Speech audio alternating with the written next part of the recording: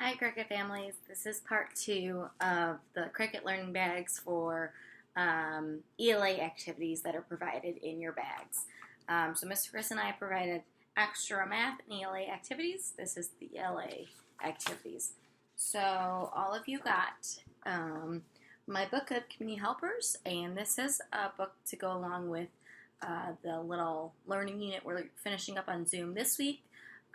You can read it as with your child and have them color it, and go page by page and read it again after they color it. And this is a great ELA activity to kind of learn about communities and also a fine motor practice with coloring and doing an art project all in one.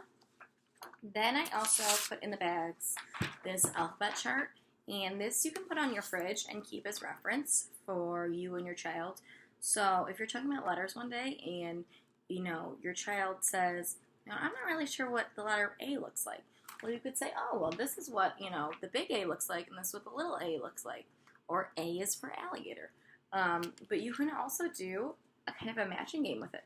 So if you, as the parent or, family member, have the alphabet chart, you can have your kids have the letter cards, and you can say, and you go out of order and say, can you find me the letter T in your cards? And they could sort through and find the letter T, and then say, oh, here it is. It matches with the T. And if you point to it and draw their attention specifically to which one they're looking for, they can kind of keep it in the back of their head, say, oh, I'm looking for that letter. Okay, that's a T.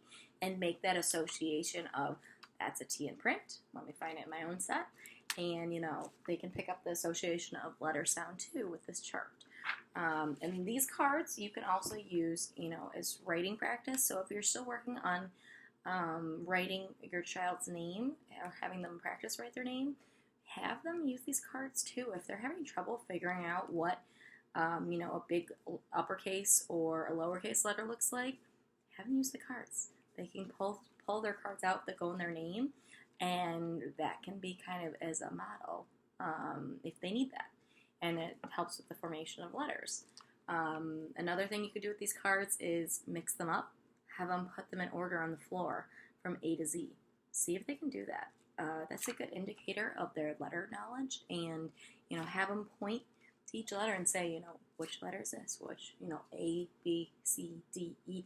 And you're going to see where your child struggles with which letters they struggle with. And then it kind of gives you an idea of, oh, we should probably be working on these letters because they still don't recognize them in print. And so that's good practice. Another letter kind of practice with names is our friends in the cricket room got a couple different sets of their letter links. So they got this one that's laminated, and you can have them put this in the room and kind of use it as a display. Like, look, this is my name.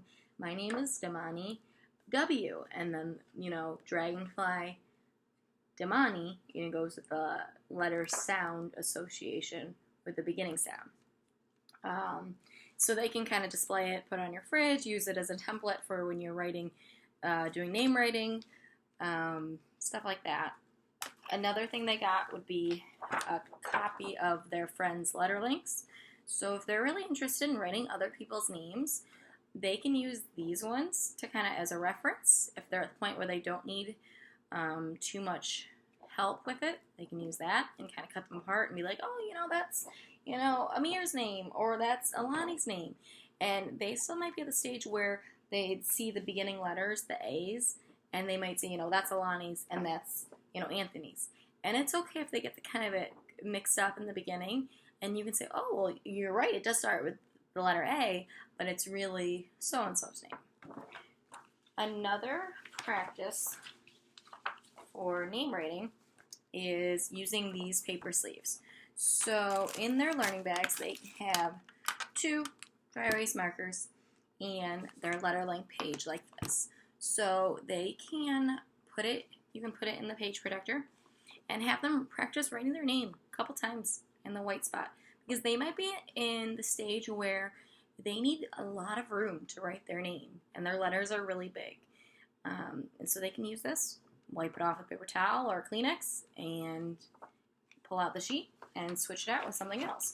The other thing I would use with the page protector would be if they want to practice writing their friends' names.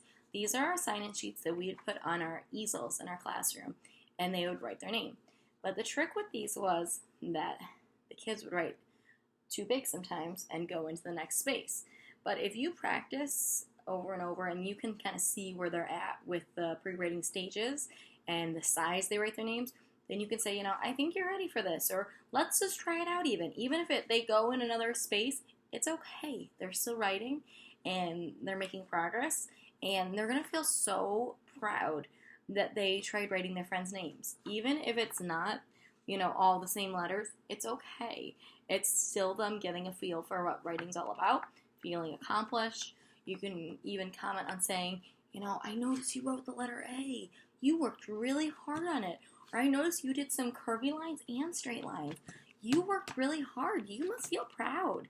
Or if your kid's at the stage where they are writing, full letters and full, words, you can say, oh, I see you've been practicing writing Calix's name, and I noticed that it has, so many letters in it. Making a counting thing, like, ooh, wonder whose name is the shortest, and count the letters. So it can be interchangeable, and use these sheets as best you feel works with your child.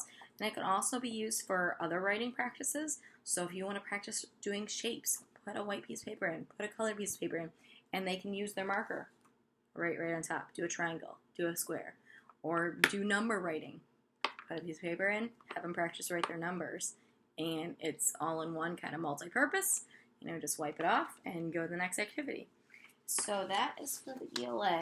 The other activity that was in here would be this kind of thing. This activity falls kind of in the middle of ELA and math. It's more of a fine motor cutting practice. My kind of thing for this would be to model with your kids how to hold the paper with one hand, put the scissors in the other. And I always like to say, point your thumb points up to the ceiling or thumb to the sky.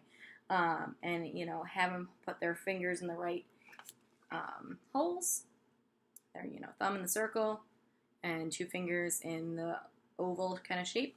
Make sure their thumb's pointing up, because that's going to be a big safety thing. If it's not, because you'll see some children, point down or cut towards themselves. Make sure they're cutting away from their body, and have them follow directions and try to get as close as they can to these different lines.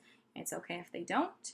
It's still following direction, working on fine motor, working on those hand muscles, and it's good cutting practice. And if they're more advanced, you might just have your kids get a piece of paper and do, straight lines and have them cut like grass for, making a picture, or having them cut out, triangles, rectangles, hearts. It's up to you, and to see where your child is at and what you think is best practice for them to kind of make progress with their skills.